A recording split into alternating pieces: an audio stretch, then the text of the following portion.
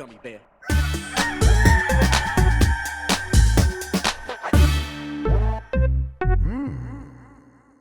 It's the internet. You're busy. Let's do this for May 19th, 2023. For the next hour or so, let me help you sort through the world of gaming on Game Mess Mornings Live with me, Jeff Grubb. Today, ring the bell because we have an update from Big Jimbo Ryan. But first, please join me in welcoming today's co-host of Game Mess Mornings. It's David Klein, Dave Control. How are you doing? Hey, I'm doing great. How are you doing? I'm doing fantastic. I'm happy to have you. Glad we could do the show together, talk about some video game news. Yeah, I haven't seen you in weeks, and I'm missing you, but I think I'm going to see you here again pretty soon. I'm looking forward to that as well. Yeah, I went from nothing to a lot. Yeah, because Yes. last was DreamHack, which we did together, and now Summer Game Fest coming up. Yep, looking forward to it. Yeah, I'm just happy I got sleep last night. I've been playing a lot of Tears of the Kingdom like everybody else, so you know, it's like every time I look at the clock, I'm like, okay, I'm going to bed tonight. It's going to be 11 p.m. It's going to be 12 a.m. I'm going to do it okay, and then I look at the clock again, and it's like 2 in the morning or 3 in the morning. Yep, so. That's been my entire week as well. And it's busy, so like we are planning Summer Game Fest stuff, a million other things, and every chance I get, I'm like, all right, I got some stuff out of the way. I'm gonna play a little bit of Zelda, and that always turns into a lot of Zelda. But it's a good game. It turns out it's a good game. The actual worst part is it's not the only good game. There are a ton of other games happening very soon, and they're taking up a lot of time as well. I just started finally playing Resident Evil 4 Remake. I just started playing it finally, and I was about like 3/4 of the way through the castle when Tears of the Kingdom came out, and I was just like, yeah, I'm not finishing that for a while. Yeah, it's not happening. I actually stopped playing it halfway through, and I started playing it like right away. There was other stuff happening. I don't know. I'm at a certain point, I'm like, oh yeah, it's Resident Evil 4. I get it. I know a lot of people really like it a lot more than they even like the original, but for me, it's just like, yeah, I get it. Yeah, I kind of honestly had the same reaction. I was like, I played RE4 1 multiple times. It's the same game mostly. I mean, they changed things up, but of course. Also, I made the mistake of, it tells you in the beginning of the game, if you played RE4, you should play on hardcore mode. So I was like, oh, okay, well, I played RE4 1. I'll play in hardcore mode. And yeah, I as much as I love the Souls games, I love challenging games, but I like it when that's the difficulty that's intended. So I've been playing hardcore. I'm like, this was not. I thought it was going to be normal mode in a way. So yeah, what do you think that is? What is it when it's like the intended thing? It almost feels like you're in sort of an agreement with the developer, right? Like you're having a conversation, whereas having the sliding scale difficulty thing and then choosing the difficult one feels way different. Why do you think that is? It's because, I mean, to me, the way, at least, so I've actually, just as a side note, I've started working on programming my own game over the past 6 months. Cool. And I can say, like, doing that, there's a way that you kind of like hope players play the game, that you're kind of designing things around. And especially with shooting games and FPS games, enemies start to become bullet sponges. The later and later you get in, the harder it gets. And some people definitely enjoy that, but I mean, there's probably a way that you intend for it to be where they're not such bullet sponges. You have a certain amount of health, and that you intend it to be that way for the level of play that you're expecting players to be, or the way that you're designing challenges around the player. Even from like the types of enemies who come out, or how hard the enemies are, where they're placed in the level. Like those sorts of things are all factored in when you're designing something. It's not just levers that you're tweaking. Yeah. So when you like just add, and I think RE4 does a good job in changing enemy placement too, but you know, it's not just as simple as like turning up and bumping up those values. Like, yes, that makes the game harder, but it doesn't necessarily make it more fun, in my opinion. So yeah. I get. I think you're exactly right. It's like there's something about it when it's like it feels so meticulously crafted to be a certain way that it does feel like, oh, okay, I need to try to understand the intention here. And I think that goes out of the window. That desire to understand the intention of the developer goes out the window pretty fast. But it's a good motivator out of the gate, which is like the hump that we're talking about, like actually starting the game and like choosing a difficulty level. But yeah, that intention is always fun to try to parse at that first step. Dave, I need help. The chat is bullying me. They're making fun of my tiny cup. They are making fun of my church Sunday clothes and my beautiful coif. I don't know what to do about these kids. They're all very cruel. It's elementary school all over again. Why are you wearing why are you look so nice? I got to go back to just being Jeff Scrub. That's what I need to embrace. That's been the key this entire time. You know what it is, Grubb? You're owning your age at this point. That's right. Whereas I'm 36. I'm dressing like I'm 18. So I mean, like, it'll just happen. It'll happen to you. It'll just like you wake up one day and be like, all right, put on the Steely Dan Let me go get the 7-inch inseam shorts. Let's fucking go. All right. We have a mess to get into, but before we do, let's explain what we do here. Most weekdays, I, Jeff Grubb, will help piece your gaming life back together. That includes breaking news and maybe even some of our own original reporting. For all these topics, I'll get the input of a bona fide expert who will make me look smart. If you are watching live on Twitch, welcome. You can always listen to the show later on podcast feeds by searching for Game Mess Mornings or find the RSS on giantbomb.com. You can also catch the show later with chapters and timestamps on YouTube. Hello, YouTube. Okay. Hello, everyone. Also, R Wolves mentioned my show, How Sonic Saves Sega. Please watch it. Anyways, Yes. just thank you and hi to everybody. Watch Dave Control. All right. We have a lot to get into, so let's start the morning mess with Jimbo Ryan talks with Famitsu about Spider-Man 2, PSVR 2, and more. There's a lot of little tidbits in here. We'll get to all of them. He does start by talking to Famitsu, a Japanese video gaming publication, about the importance of the Japanese video game market. And we'll see if you know what, Dave, I'll read it and we'll see if we buy it. He says the Japanese market has been and will continue to be one of the most important markets. The reason for this is, of course, that the Japanese market is the second largest in the world. But more important than simple statistics is that Japan is the birthplace of PlayStation. In addition, there are many employees in Japan, and the fact that SIE is made possible by their activities is also a major point that emphasizes the Japanese market. Also, Japan is an integral part of the PlayStation culture and is one of the central countries. So I think it is very special and important to be able to transmit in Japan within the PlayStation brand. There's another reason why the Japanese market is so important. That's because many of the famous titles were born out of Japan. There are many titles that have been shining on our platform for nearly 30 years. Titles like Final Fantasy, Monster Hunter, Tekken, to name a few.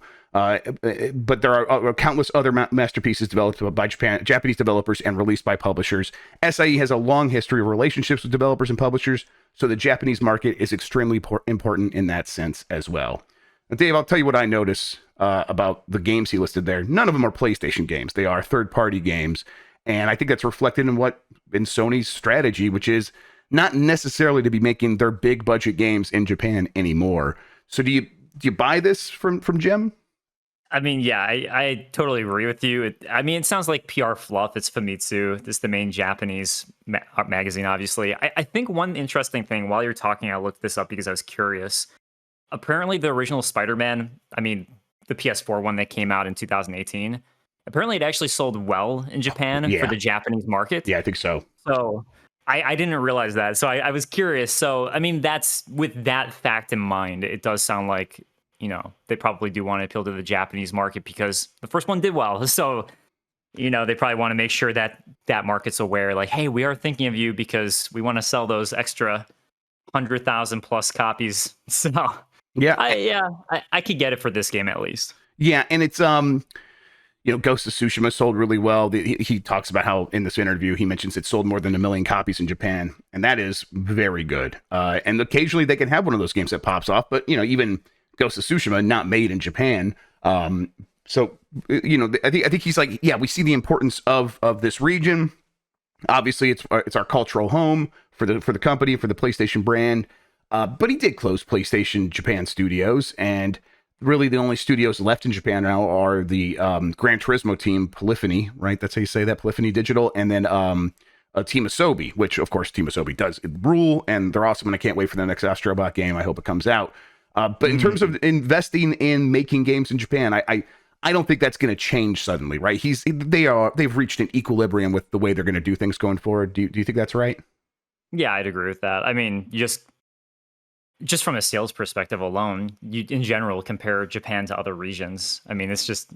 It's completely different, the ballpark that you're reaching. So, and as you mentioned, closing the Japanese studio, it's not changing.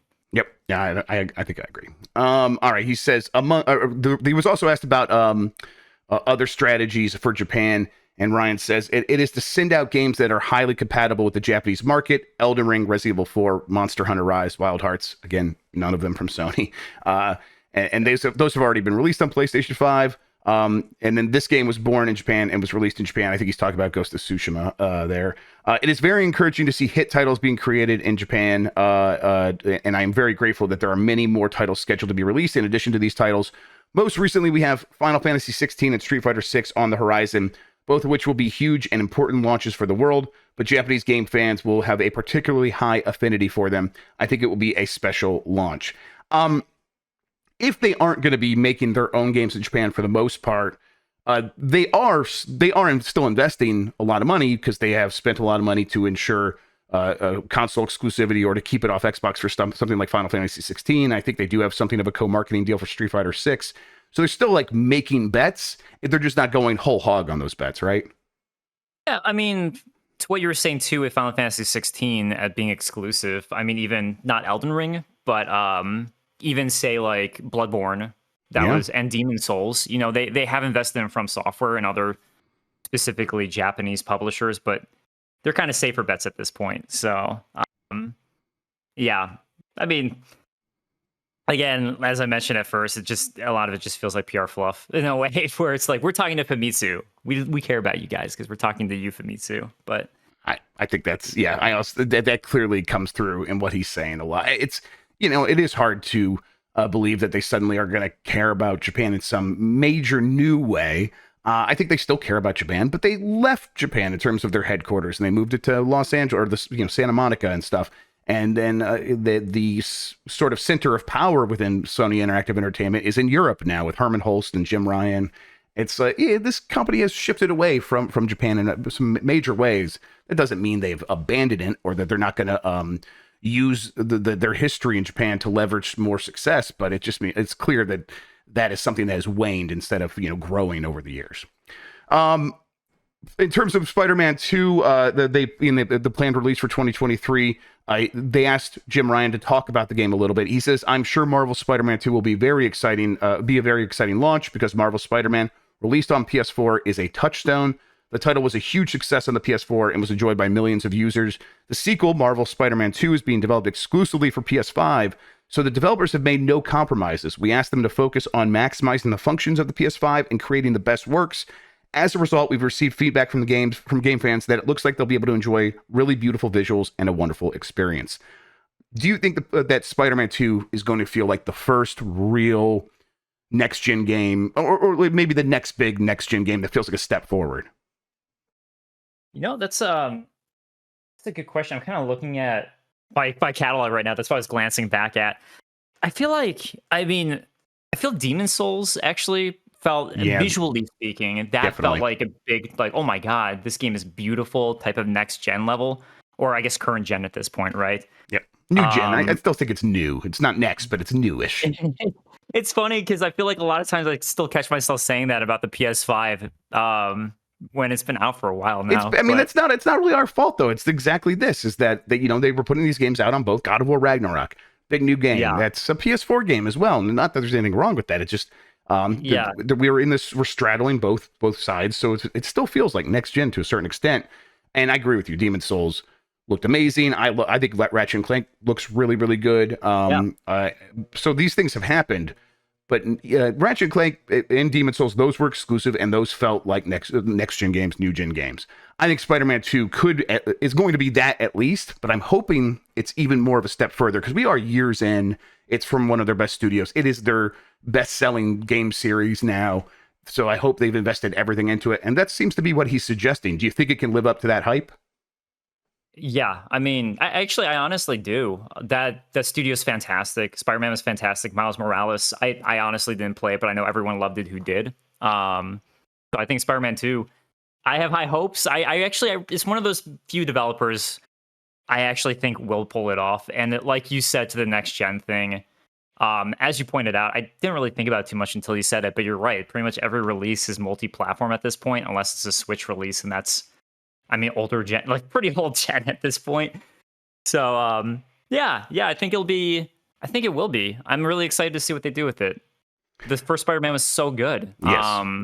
And to see what they can do just focusing on this hardware. We can only hope that it's as good as Astro's Playroom. Yeah. Listen, what could possibly be that good, but we'll see. I hope that Spider-Man 2 has speedrunning challenges like Astro's Playroom so that I can hurt myself playing that as well. All right. What do you think about the popularity of PSVR 2 hardware? Let's see if we get anything of substance from Jimmy on this one. Ryan said PSVR 2 has just been launched, so it may be a little early to judge its popularity, but we are happy to see many positive reactions from users and the media. I just listed some of the compatible titles, but more than 40 titles have been released around the launch of PSVR 2. In addition, there are many titles ahead of us in 2023 and beyond. We will continue to push forward so that those who purchase PSVR 2 can enjoy it for a long time, and we can also secure profits. I don't know if I believe either of those last phrases there, that there's going to be a long time of support and that they're going to be able to secure profits. This is a tough thing where he's clearly not running a victory lap because there's probably no victory lap to take on the PSVR 2, something that seems to have come out and fizzled, right? It's kind of sad to me, honestly. I still don't have VR myself, and PSVR 2 is kind of what I was looking at as like, oh, maybe this will be the jumping in point for me. Maybe this is going to be the one since I have a PS5. It felt pretty good, and I don't know. It just feels like there's really nothing for it. I feel like Capcom's the only company that really makes like big games in a way for PSVR, and even then, they're not fully there sometimes. Right. So, it's kind of a shame. I feel like the technology is really cool, but it just, I don't know. I'm not the indicator for everybody, but I feel like from what I've seen and everything, it just hasn't super taken off. And at least it's getting better with every iteration from the technology standpoint, but from a sales standpoint, I feel like the trend's over. Yeah.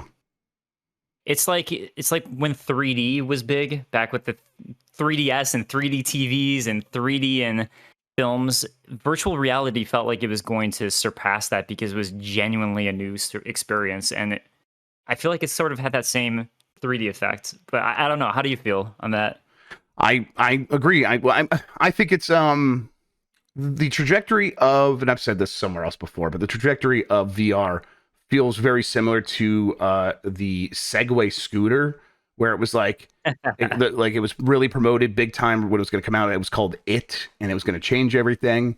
And then people did get excited when it first launched, and there were early adopters. And then very quickly, those early adopters sort of dried up, and really who was left was a sort of industry would buy it for them. Like businesses would come in and buy a bunch and use it for like city tours and stuff. And it's like, we saw that with VR. There's a lot of installations and sort of theme park adjacent uses of VR. And now we're like, okay, is it going to swing back and is there going to be more of a demand among home user applications? And I think the PSVR 2 was the right like hardware. It just seems to have been the wrong price for the most part for most people on console, and a real dearth of compelling software, or at least a compelling ongoing software. I think there was some fine stuff at launch. Most of it was ports from other stuff, older games. But that might not matter for someone who's getting a PSVR 2 because you probably haven't played a lot of that stuff before. Even then, though, a lot of those games still weren't very exciting. And then there was questions around like, okay, then what is going to be coming that's next? Is the Astrobot team making a VR game?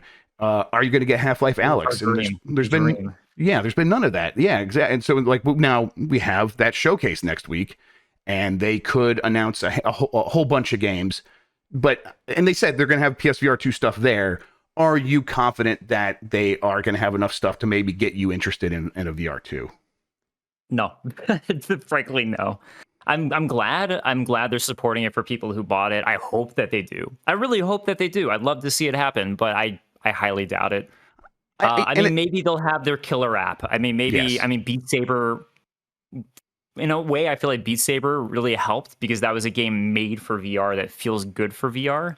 Maybe they'll have a couple more games to show like that, where it's like you need VR to properly experience this. And but for me at the moment, I feel like it's horror games and Beat Saber. Those are the two reasons to have VR. And unless you're into those two specific things, it's like you said, it's like a amusement park rides. Like I have a friend who develops VR stuff, and they make museum exhibits because that's really what works in a way with it. Yeah.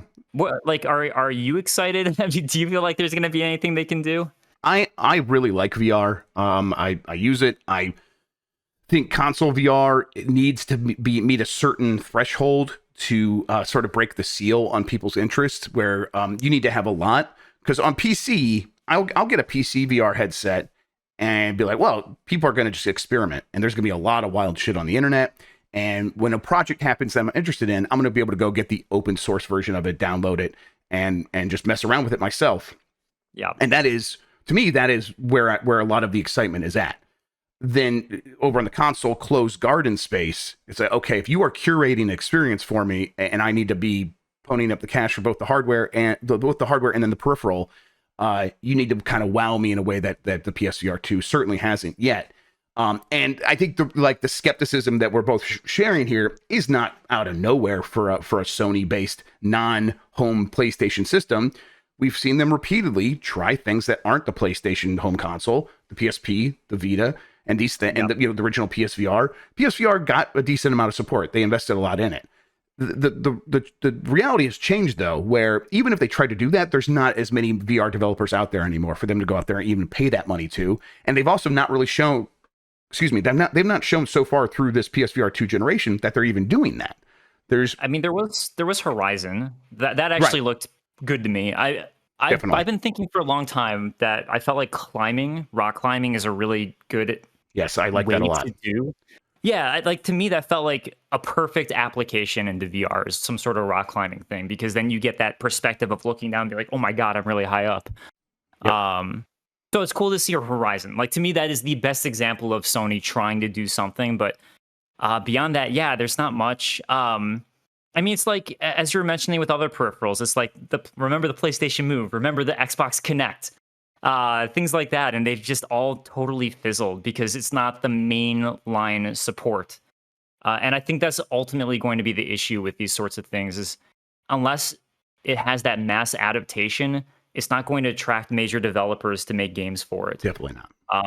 And that's just ultimately the issue. It's like, in a way, it's like the Nintendo Wii U. I love the Wii U. I think it had a lot of fantastic first-party games, but because it didn't get that wide mass market adaptation, third-party developers just completely stopped making games for it. They just did not care.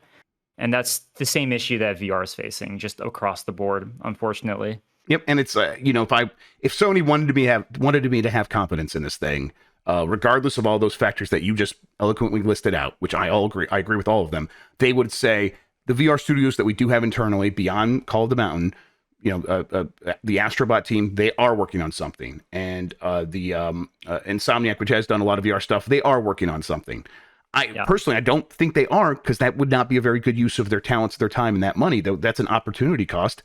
But maybe I'm wrong, and they can say that right at this showcase, and we'll get to the showcase. And if they say that, then I'll be like, you know what, they are investing in it, and we'll just say, okay, that's great. Now they can really prove it.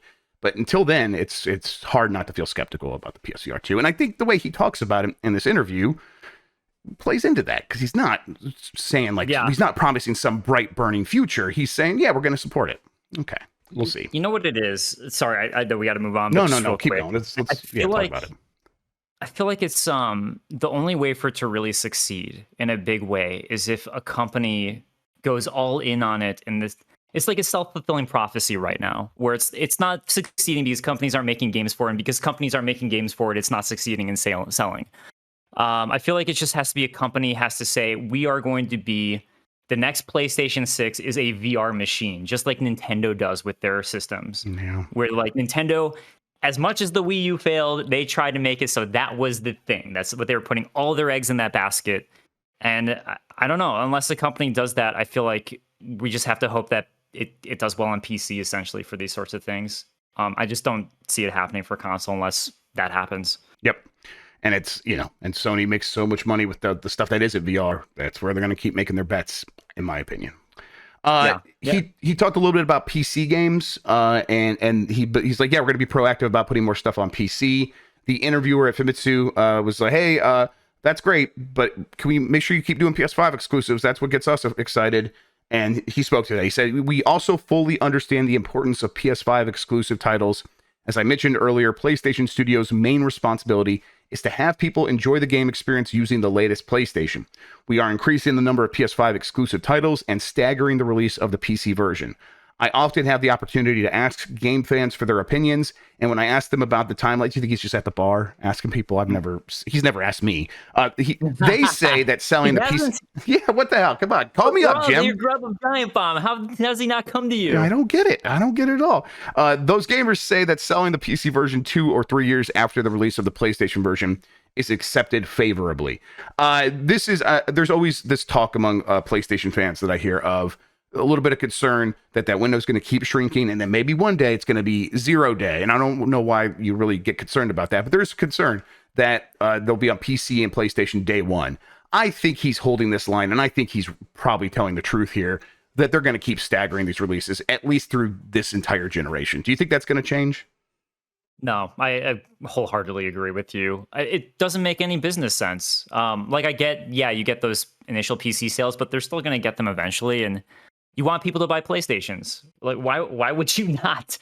I know PlayStation 5 is destroying Xbox in terms of sales this generation, and they recently admitted that. Microsoft admitted that recently, if I recall. Yep. But you still want it to continue to be the case, and this is how it's the case. So, I don't think they'll ever close that gap. That doesn't make any business sense to me, in my opinion. I agree. All right, let's move on to the next story. Thank you, Jim Ryan, for your service. All right, next, 3 more Super Mario Advance games are coming to Nintendo Switch Online. This comes from Tom the Machine Ivan at VGC. Nintendo is bringing the remaining Super Mario Advance games to Nintendo Switch Online on May 26. Super Mario Advance, Super Mario World, Super Mario Advance 2, and Yoshi's Island, Super Mario Advance 3, will be available next week for players with Nintendo Switch Online plus expansion pack. They'll join Super Mario Advance 4, Super Mario Bros. 3, which was released in February when Nintendo launched its Game Boy library for Switch Online. Dave, I love the insane naming convention of the Mario Advance series. It's just bonkers. So stupid. Yes, it's so stupid. No regard for human life when they named these games, and I love that. I also think that these games are weird. Definitely Super Mario Advance, Yoshi's Island, and then Super Mario World are pretty not great because they're so zoomed in and you don't get as much of a view as you would get with the Super Nintendo versions. But I do like this version of Super Mario Brothers 2, even though I think they have voice samples in it, then it's like kind of annoying. But like Luigi does a cool backflip and stuff when he jumps now. It's weird. It's like an enhanced version of the Super Mario All-Stars versions. I kind of like having these, even though I probably won't play them all that much. And even if I do, I'm probably not going to play them all the way through. How do you feel about these games? You know, I was set to completely make fun of this until you mentioned Super Mario Advance 1 being different with Super Mario 2. And I totally forgot that they added the Yoshi's coins in Super Mario Advance 1. So they gave you that extra thing to do. Yep. I'm trying to remember if they did that for the other Advance games. I don't remember. I don't think so. Right? My gut reaction is no. Like, for some reason, Super Mario Advance 1 got a little bit more. Maybe that's just like coming off of Super Mario Brothers Deluxe for the Game Boy Color with Super Mario Brothers, where they did a lot of extra stuff for that. Maybe they were carrying that forward, and they're like, by the time they got to the next one after that, they're like, no one cares about that. Just port the games to the Game Boy, whatever.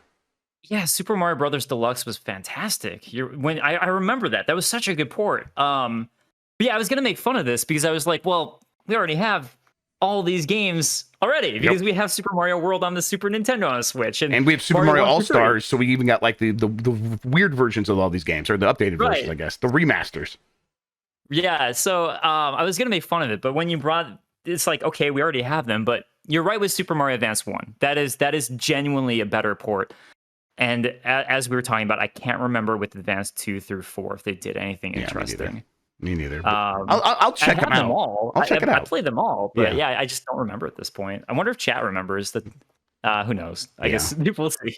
Yeah, we'll see if anyone hits us. It doesn't seem like everyone's like, I don't remember. We all played these. Of course I got them because I had my Game Boy Advance and got, I had the SP. Let's get these Mario. I love these Mario games. Let's play them again. And so they were slightly updated.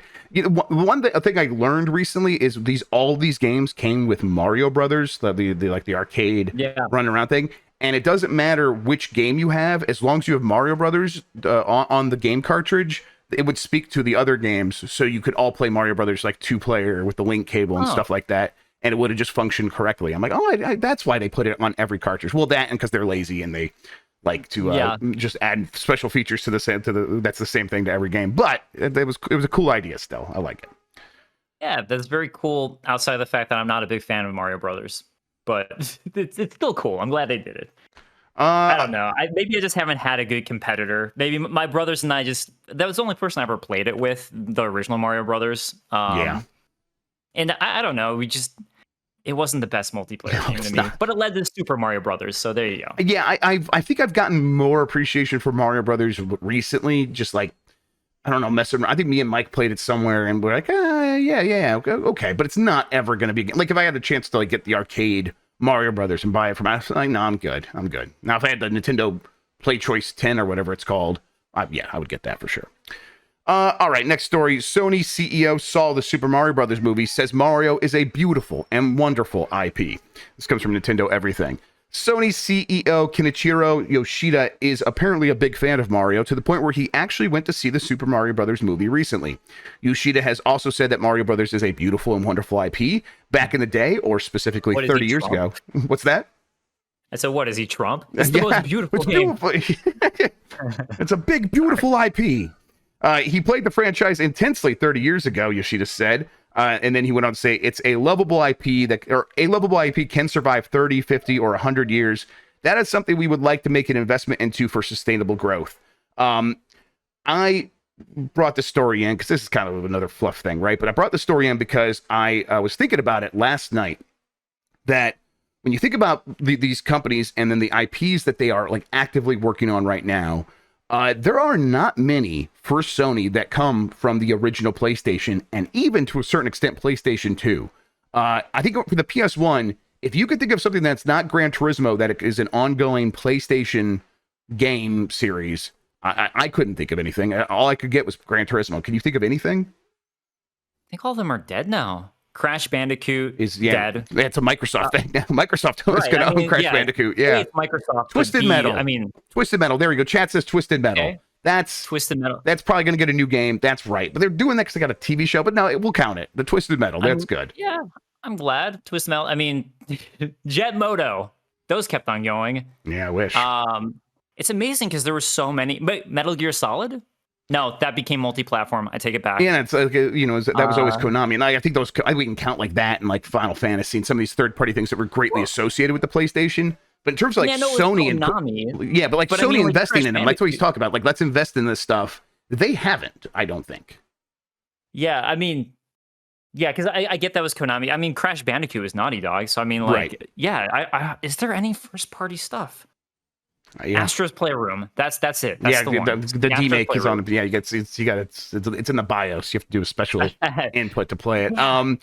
But that's a great point. There isn't a single PlayStation 1 property. And they had a lot of games. You had like PaRappa, says earlier in chat, but like Colony Wars. Run over. Right. All of them either become multi-platform or they died. PaRappa, Resident Evil's multi-platform. Rayman was multi-platform. Okay, so then let me ask you this then. What is the PlayStation Sony Interactive Entertainment IP, the PlayStation 1 IP, that is most likely to make a return? And why is it Siphon Filter?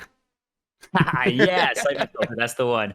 Wait, give me you monologue. I'm gonna look at my PlayStation catalog I'm on this Siphon Filter tip, everybody, because they keep releasing every version of Siphon Filter from PSP to PlayStation on PlayStation Plus services. So they're trying to tell us something, and I think what they're trying to tell us is we have a lot of Siphon Filter games, so who gives a shit? But maybe Gabe Logan's coming back. Everybody, watch your asses.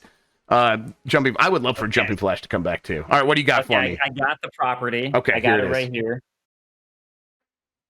That's a big reveal. Ninja Shadow of the Darkness. Let's go. Let's fucking go. I would love it. The other ones that I like, pretty much all my catalogs Square stuff. Monster Rancher. That might be an interesting kid property. That'd be cool. Like you just connect it to your Spotify and stuff. Have the songs to create the monsters. Let's bring back Xenogears. It's dark anime movie. Air Gaze. Let's kill God. We don't do that anymore. I'd love to see some stuff back. I'd love to see PaRappa the Rapper back. I would honestly that would kick ass. But everything I loved is now multi-platform. It's I loved Final Fantasy multi-platform. I loved I love Castlevania Symphony of the Night. Everything Konami does is dead now. So I mean, I don't know, actually, man. this showcase, some of those Konami stuff things might be coming back, and they might be coming back in a big way because of PlayStation sort of investing in that. So maybe that is how they're viewing this. Let's like step back though, because I think maybe nostalgia is blinding me a little bit. Like, why wouldn't they just keep doing that? Obviously, that's something you do. Now, their strategy has been, let's take these very talented developers that have made things successful on the PlayStation 2, the PlayStation 3, and sort of urge them to make something new that could be even bigger. And they've done that repeatedly. Naughty Dog's games now are bigger than ever, and they don't make the stuff that they made on the PS2, PS3, even like, because they're not even making Uncharted games anymore. They're moving on to Last of Us now. And I think like Insomniac worked on a whole bunch of stuff, and I don't know, they're making the Spider-Man, and Spider-Man's bigger than anything they made before, and Ghost of Tsushima bigger than anything Sucker Punch worked on before. So as much as like when they try to compare themselves to Mario, and it's like that's an IP that can last for 100 years, they're absolutely right, and it's grown over time and only gotten bigger. Maybe that's a hard thing to do, and the Sony strategy of sort of having the courage to try something new is actually right for Sony. Do you think? Is there anything to that? I think you're right. I mean, all the stuff that we're talking about that we're nostalgic for aren't even Sony IPs, and yeah, to that I feel like also for something to be Mario, it has to be a game that's made for everybody, that's made for kids. And Sony was at the time was like, nah, we're the big boys. Absolutely. We're not making stuff for kids anymore. And 2D games can go fuck themselves. We only make 3D games. Like that's very much what they were thinking at the time. So I think you're right. Like they weren't like planting those seeds. They were planting a whole other idea of you're going to get the cutting edge stuff. And I think that's been a strategy that's worked for them this entire time.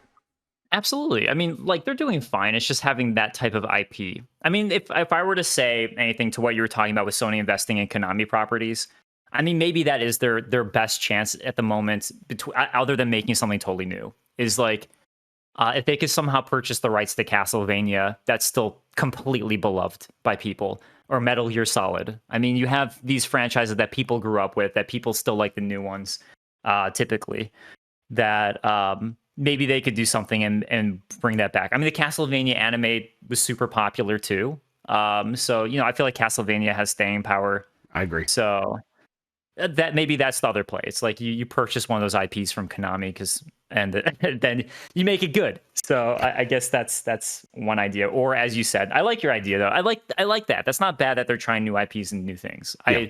As much as I love Nintendo, I would love to see Nintendo try more new IPs. Yep. And they have been better in fits and spurts, right? Where it's like, oh, ARMS and Pikmin. Pikmin was like 20 years ago now. So yeah. Splatoon. That's more recent. Splatoon is within the last decade. Now it's getting pretty close to being almost a decade old here, not too long, but yeah, still like the last decade for Nintendo, that's pretty good actually. It seems like they try one new IP per console generation. Now that I think about it, Pikmin was GameCube. Yep. Then Splatoon was Nintendo Wii U, and then for the Switch it was ARMS. Yep. Yeah. What was the Nintendo Wii one? I don't know. There was a handful. Wii Music. There you go. Yes, everyone's favorite game. Everyone loves Wii Music. The kids won't stop talking about Wii Music, Dave. That's the big thing. That's the big problem in my house. These kids are always just, hey, get me Wii Music. I'm like, all the stars are here. All right, let's move on to this next story. That kind of answers a question somewhat that I've had about how sports games works. Let's get into it. EA Sports College Football will compensate players that appear in the game. Oh. This comes from James Batchelor at gamesindustry.biz. Electronic Arts has confirmed that it will be compensating any college football players that feature in its future college football games. An EA Sports representative told ESPN that all football bowl subdivision players can opt in to have their names and likenesses in the upcoming EA Sports College Football and will receive payment. It is unclear how much athletes will be paid, as the details are still being finalized. The EA Sports representative said the publisher aims to be as inclusive and equitable as possible. Historically, college athletes have not been allowed to take payment for the use of their name, image, or likeness rights, meaning all players who starred in EA's previous college football series, which was last released in 2013, were unpaid, although EA was getting around that by not really using their name, image, and likeness. It was kind of like skirting around it by maybe using their number, but it was always kind of weird. However, a new law passed in California in 2019 that addresses this, and the NCAA reversed its longstanding opposition to college players being compensated. EA told ESPN that it is working with athlete marketing and sponsorship team One Team Partners to facilitate collegiate athletes' names and likenesses into the game. Some players will have their faces scanned into the game, although this will not be available to all, as there are thousands of players in the FBS across the United States. This is they're working with all the schools. They said they have more than 120 FBS schools, as well as all 10 football series conferences, and the college football playoffs have been committed to being in the game. I always wonder about this, Dave, because it's the kind of thing where like there's hundreds of players in the Major League Baseball, or thousands to a certain point when you start bringing in minor league players. And I asked about this, and I think people are like, a lot of that stuff is built into the contracts that a lot of these players sign when they sign with teams. And so they're technically already being paid for their name, image, and likeness. And then when it gets licensed to something else like a video game, that's already included in their contract. So that makes sense for pro players. College football players do not have contracts. So what happens with them? Well, now EA is going to have to go out and individually get them. But they're working. There's a lot of these firms that have popped up since this NIL stuff has come into law. And it sounds like they're working with one of those teams that's going to facilitate that. But I don't know. Kind of cool. It's probably not going to be a huge sum of money. And when they say equitable, I think that means we're probably going to pay the biggest players less to be equitable with like what we're paying everyone else. And maybe that's a way of getting around having to pay the big money. But I think a lot of those big players will just stop and say, actually, no, you have to pay me. So I don't know. This seems like a pretty good thing, right? I think it's great. I think it's great. I mean, I'd hate to be the accountant on this, but yes. It's like, I imagine to what you said, most players will probably get like $5 at the end of the day, something like that. Because apparently someone's saying around 500 is what they've read. That sound to me, $500 sounds right. Where it's like, okay, I guess. I mean, it's better than nothing, though. Yeah. I mean, I'm glad that they're getting something, but I mean, to your point, it's just when you have hundreds of people, and also like, yes, you're using their likeness, but none of them actually worked on the game. It's not like they, in my opinion, they don't deserve that like $100,000 salary that someone's getting from making the game, but they still deserve something. So and it's like 500 seems low, but it also is like it's the number that like if I were to like working at EA and I had to pick a number that I thought was probably high enough to get most players, I would probably say 500. It's weird. I mean, it's also like, what are you don't know how well the game is going to sell. It's a college football game or college game, and those aren't going to sell as well as pro games. So I don't know. I mean, unless you could like make it so, and I guess they're doing a one-time payment. It sounds like you're saying, unless you could do it where you give them like a small portion of every sale. I look. I don't know what's fair. I'm just, but I am glad they're getting compensated. It's definitely a step in the right direction. And the truth is, like for the players that will be able to command more money because they are crucial to like. Players like I had that 5-star recruit that I've been begging for my school to actually get signed. That's a big part of following college football, and those names matter. And those names will probably be able to get more money. It is $500 for the offensive lineman that no one really knows the name of. They're not going to be able to command anything really on the open market, so getting $500 seems kind of nice. And it's like maybe hopefully that stuff is piling up where they're getting a lot of name, image, and likeness deals, and they can actually do that. But it's like it is better than nothing. And these schools continue to not pay these athletes, even though they continue to generate millions of dollars for them. So I guess anyone coming around and paying them is something. But this is that's so ridiculous. You mentioned the schemes like I saw goes good to the pro game. I think in the long run that's probably true. But this next one that comes out, since it has been so long, is probably going to sell like crazy. I bet the first NCAA football game out of the gate since 2013, it probably is going to be right there with Madden, if not more so. Look, I'm just jaded because I went to Indiana University and our football team was absolutely horrendous. Yes, trash. Absolutely. So, I mean, like, I didn't have anyone to get behind. So I'm totally jaded from it. Hey, we got the basketball team. You're good over there. I mean, look, putting myself in the shoes of a player for a moment, if I were an athlete and, coming from not getting anything and someone's like, hey, we're going to pay you a little bit of money, even though it's not a lot, to use your name, and then you're immortalized in a video game forever. I think I'd be pretty stoked personally, but that's just me. I'd be pretty excited that I'm getting some money and I get to be immortalized. But that's just me. I think it's pretty cool. I think it's a great step in the right direction. And I'll take that. And you know what these players could always do, and no one could stop them. They could unionize, and the college player, player alliance would have a lot of sway and a lot of power to get them even more money. All right, let's see here. Let's move on to this next story. Big companies took E3 for granted, says Take-Two CEO. This comes from Alex Hopley at Game Reactor. Take-Two CEO Strauss Zelnick has criticized some of the larger gaming companies, stating that they didn't realize the importance of E3 and instead took it for granted. Speaking with GameIndustry.biz, Zelnick said, I think for a period of time, some of the large players in the business took E3 for granted and decided to step away from the show, but still be in the publicity business at the same time and in the same location. And I think that is problematic. I think you either have to support the show or there isn't going to be a show. Now, he didn't call out any of these companies by name, but we know the companies that left and then did stuff in the same place. Activision did stuff like that before. EA definitely did that stuff repeatedly over years where they had EA Play right down the street from E3. And I think he's right for the most part here, where these companies were like, there will be something that attracts everyone to the same place. And now that there is no E3, there is question marks about whether Summer Game Fest is going to be able to do that. I will say, scheduling the couch for E3 for Giant Bomb, I've reached out to a lot of people who've been on Giant Bomb's stuff before, and many are coming. A lot are like, oh, I wasn't planning to go to Summer Game Fest. And it's like, E3 was a thing where even if you don't have a game to show off, but if you're in the business, you probably want to be there because conversations are going to happen that are going to be important.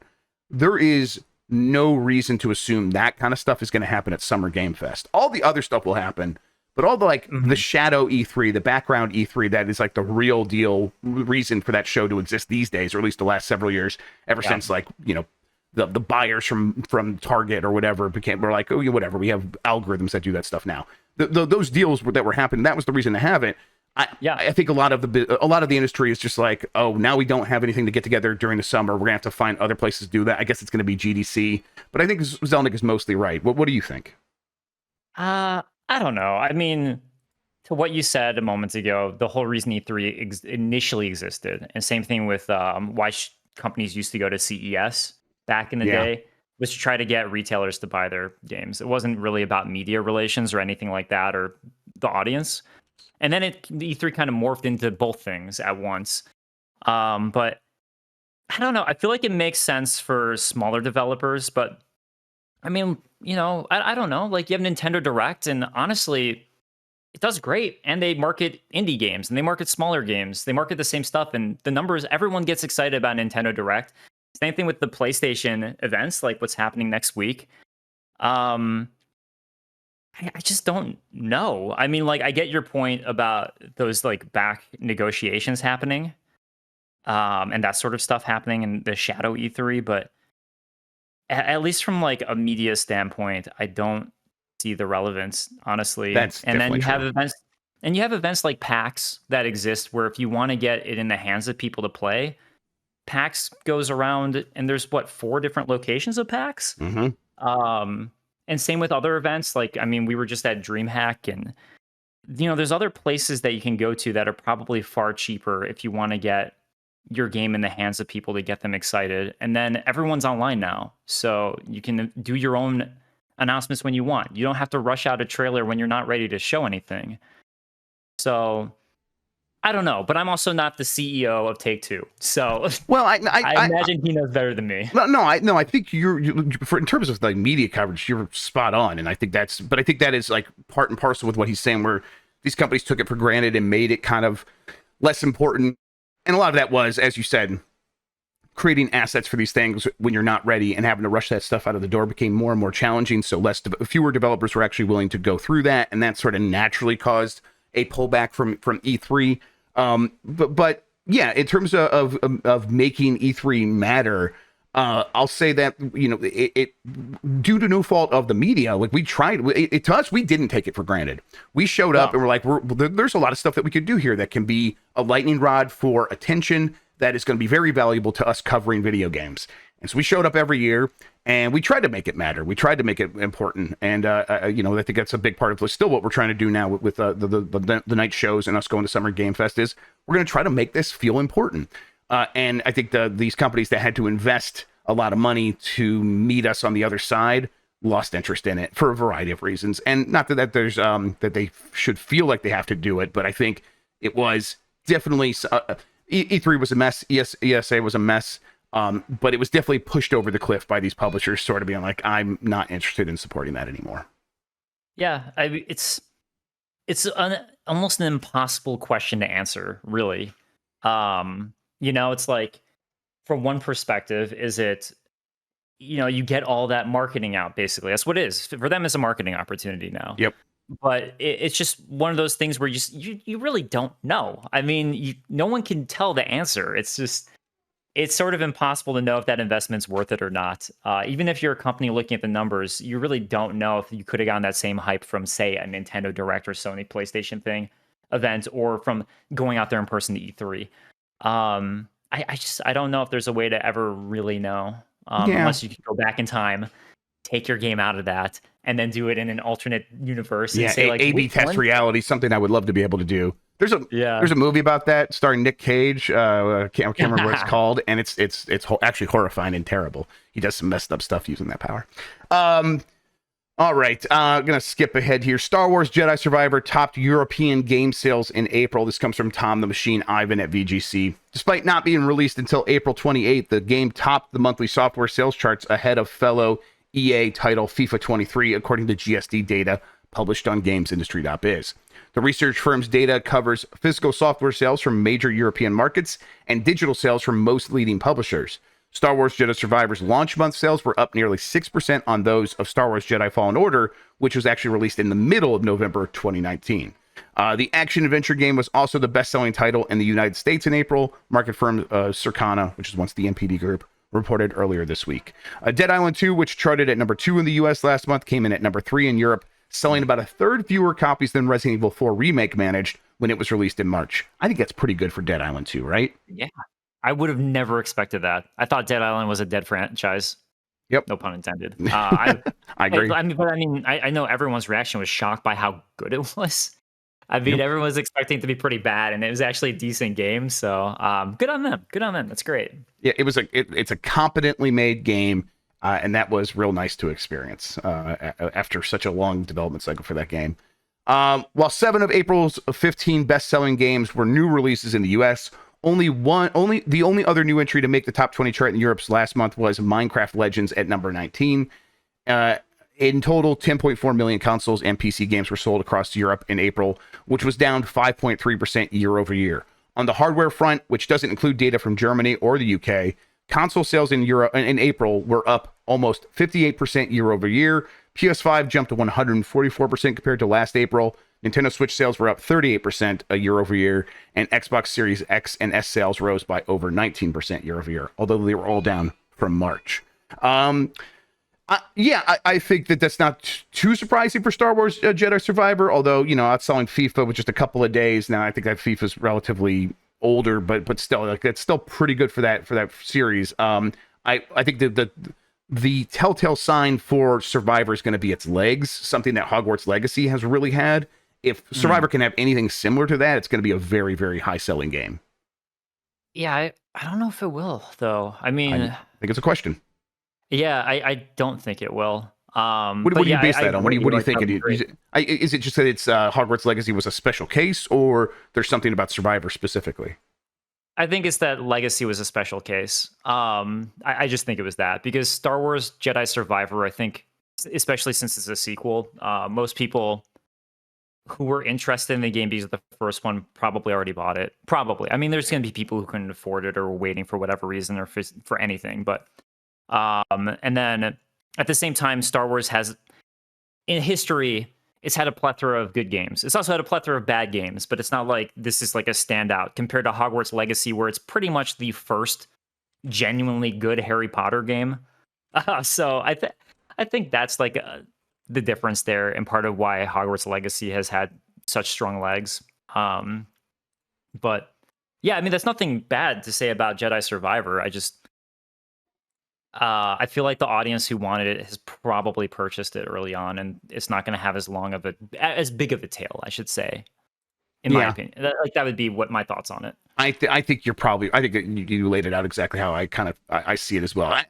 I think Survivor's going to have pretty good word of mouth. The trouble for that, I mean, other than not being this special case where like Hogwarts Legacy delivered the thing that those fans have always said they wanted, just to live in that world. And it's like, okay, this game seems to accomplish that. There have been a lot of Star Wars games, and so Survivor's not going to have that buzz. And I think you're right about that. Also, that positive word of mouth for Survivor, which was picking up even from the like, really good reviews, it continued to pick up where people were like, as I play more of this game, I'm loving it even more. And I think that would have had a really strong effect. Tears of the Kingdom just swallowed up all of the oxygen out of the room. And now no one has any space to talk about Survivor anymore. And I was like, okay, EA released it when it released it. They're going to have to live with that. For some reason, they always do that to Respawn games, though, don't they? I know, they do. That was going to be my exact next point was Tears of the Kingdom, by the way. 100% agree with you. But yeah, they just love screwing over Respawn. I mean, especially Titanfall. They hate Titanfall for some reason. They just hate that franchise. They really do. They absolutely do. But yeah. All right. Japan physical sales from May 8th through May 14th. This comes from Sal Romano at Gamatsu. Famitsu has published its estimated physical game software and hardware sales data for Japan for the week of May 8th through May 25th. That's not May 14th. The Legend of Zelda: Tears of the Kingdom for Switch was the highest selling new release, opening at 1,119,502 copies at retail. So that's just physical. But Nintendo actually told us that in Japan they sold 2.4 million copies of Zelda in Japan. So that means about 50% is digital and 50% is physical, which is pretty impressive because a lot of times Nintendo games have something closer to like 40-60 where 60 is physical. So a lot of digital copies of this sold. On the hardware side, the Switch family sold 83,000 units. The PlayStation 5 family sold 41,000 units. The PlayStation 4 family, 787 units. And the Xbox Series family, just 275 units. But that's Japan. That's rough. It's very rough. They've had pretty good months before. That is a very bad month, or a very bad week, excuse me. Oh, man. The Switch at 83,000 units, though, is actually down from last week when the Switch OLED Zelda version launched, which was like a 90,000 something like unit. But it does seem like most people who are going to get the new hardware picked up last week, and it's carrying forward some of that momentum as the game comes out. But for the most part, people are just probably playing on the hardware they already have. Though, Switch selling very well, obviously, alongside this game. 1.1 when you consider the Switch is already like the third highest selling console of all time, just behind the Nintendo DS and PlayStation 2. So it's insane that it's still even selling that number to me. Yep, it's really. I think this is evidence that the 15 million number that they set for this fiscal year for the Switch after doing about 18 million last year, this game is going to help them get there. I think that this game has the juice to, and along with that Zelda OLED, sort of push them very quickly towards that number, and they'll probably limp towards it near the end of the fiscal year, but they'll probably get there, and that puts them very close to being the number one fastest selling system of all time, although not quite there. All right, in terms of the other games that were sold, I have this list here, Dave, and we had that interview from Jim Ryan earlier, and he talked about how important Japan was. One of the things that interviewer mentioned is that the hardware for PS5 seems to be selling pretty well in Japan, but when it comes to software, it's not represented in like the sales charts, and software just doesn't sell as well. And if you look at this chart, they give us 30 games from the last week, and 2 are PlayStation. 3. Yes, you're right. 3. Let's see. Because there's 1 PS5 game and 2 PS4 games. Yeah, and two PS5, whatever. And the PS4, one of the PS4 game is Hogwarts Legacy, and that's for PS4 and PS5, and they're both on the chart here. And then Resident Evil 4 for PS4 is also on here. Yeah. It's I think that also sounds about right. I think there is a dedicated PlayStation audience in Japan. I do think it's obviously smaller than the Nintendo audience in Japan. That's just the way it is. And I think this is not necessarily a chicken and egg. I think this is just the reason why Sony doesn't invest as much in Japan. And maybe if they invested more, they would be higher on this list, but I don't necessarily think that's a guarantee either. I was doing a research on a video for GameSpot, how the Nintendo Switch saved Nintendo, which is coming out in a couple weeks. Ooh. And one of the interesting things that they talked about was how Nintendo's always been concerned with gamer drift in Japan, which is that gamers just aren't as interested in hardware in Japan.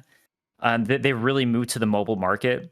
And I think that just shows how important the idea of the Switch was to selling to a Japanese market. And they very specifically made the Switch because in Western countries, TV gameplay tends to do better. Yep. And in the Japanese market, mobile gameplay does better.